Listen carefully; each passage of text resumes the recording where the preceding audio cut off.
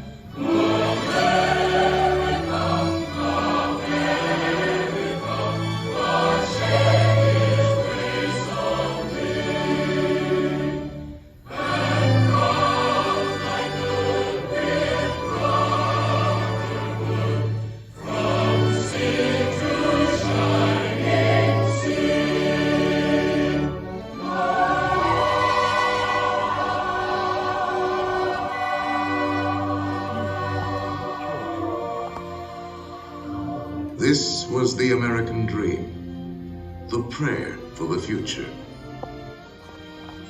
But that golden goal was not to be had without cost. The American way was not gained in a day. It was born in adversity, forged out of conflict, perfected and proven only after long experience and trial. In all of history, no man was dedicated to this dream more than the 16th President of these United States, Abraham Lincoln. Here in his own words is what he once wrote about himself. For at that time, very few people outside Illinois knew very much about this man from the prairie. I was born February 12th. 1809, in Hardin County, Kentucky. My father removed from Kentucky to what is now Spencer County, Indiana, in my 8th year. It was a wild region, with many bears and other wild animals still in the woods. There I grew up. I was large for my age, and had an axe put into my hands at once. And from that to my 23rd year, was almost constantly handling that most useful instrument. I think that the aggregate of all my schooling did not amount to 1 year. At 21, I came to Illinois. Thought of trying to study law. Rather thought I could not succeed at that without better education. I borrowed some law books, took them home, and went at it in good earnest. In 1854, the law profession had almost superseded the thought of politics in my mind, when the repeal of the Missouri Compromise aroused me as I had never been before. What I have done since then is pretty well known. If any personal description of me is thought desirable, it may be said I am in height, 6 feet 4 inches. Nearly, lean in flesh, weighing on an average 180 pounds, dark complexion, with coarse black hair and gray eyes, and no other marks or brands recollected. Yours very truly, A. Lincoln. Abraham Lincoln became president faced with the terrible threat of civil war, a thing he dreaded, yet a calamity he was prepared to meet if he must. Without union, the Constitution is only a piece of paper. I know there is a God, and that he hates injustice and slavery. I see the storm coming. I know his hand is in it. If he has a place, work for me. And I think he has. I believe I'm ready. And with God's help, I shall not fail.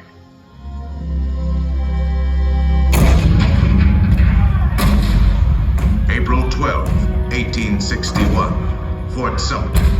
The cannons spoke for war. Civil war, violent, devastating. Now had come the reckoning, the supreme test that would decide whether a republic founded on liberty could survive the terrible strife of men's passions.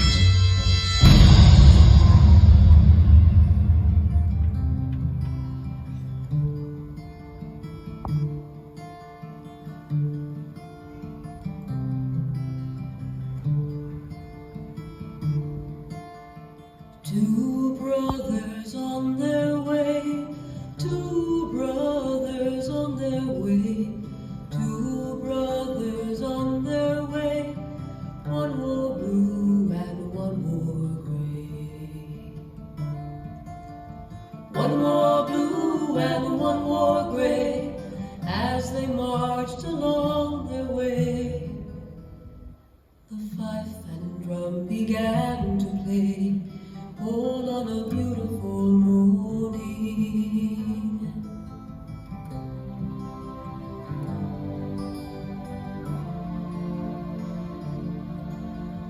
One was gentle, one was kind. One was gentle, one was kind. One came home, one stayed behind. A cannonball, don't pay no mind. Cannonball, don't pay no mind, if you're gentle or if you're kind. It don't think of the folks behind, hold on a beautiful morning. Hold on a beautiful morning.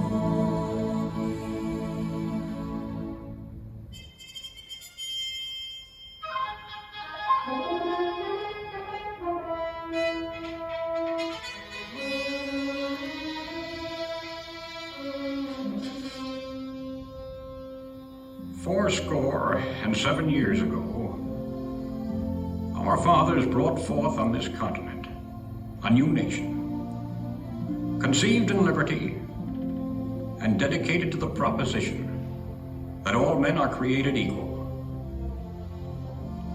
Now we are engaged in a great civil war, testing whether that nation, or any nation so conceived and so dedicated, can long endure. 10 brief sentences. So simple, so direct.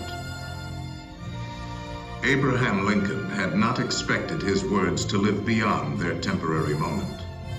But time and history would dictate otherwise. And so today, his Gettysburg Address is immortal, a rich and treasured part of our country's heritage.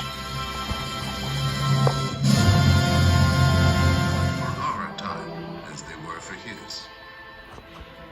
And now, the skills of the sculptor and the talents of the artist will let us relive great moments with Mr. Lincoln.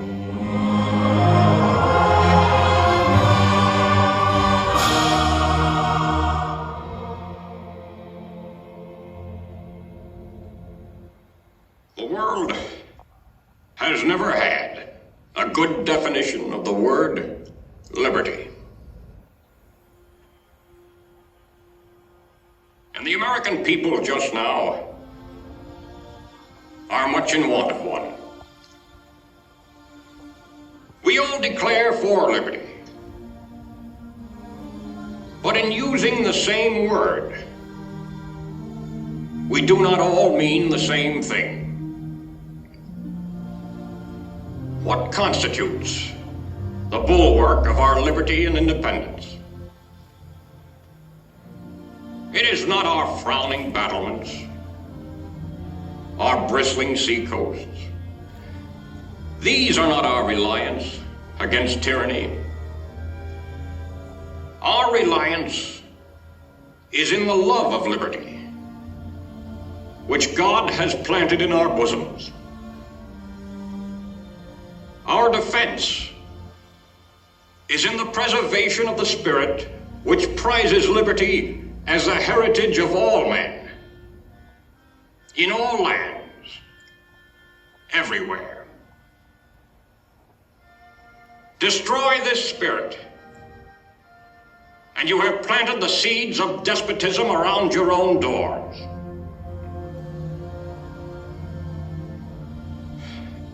At what point shall we expect the approach of danger? By what means shall we fortify against it? Shall we expect some transatlantic military giant to step the ocean and crush us with a blow? Never. All the armies of Europe, Asia, and Africa combined could not by force take a drink from the Ohio or make a trek on the Blue Ridge in a trial of 1,000 years. At what point, then, is the approach of danger to be expected? I answer, if it ever reach us, it must spring from amongst us. It cannot come from abroad. If destruction be our lot, we ourselves must be its author and finisher. As a nation of free men, we must live through all times or die by suicide. Neither let us be slandered from our duty by false accusations against us, nor frightened from it by the menaces of destruction to the government, nor of dungeons to ourselves. Let us have faith that right makes might. And in that faith, let us to the end dare to do our duty as we understand it.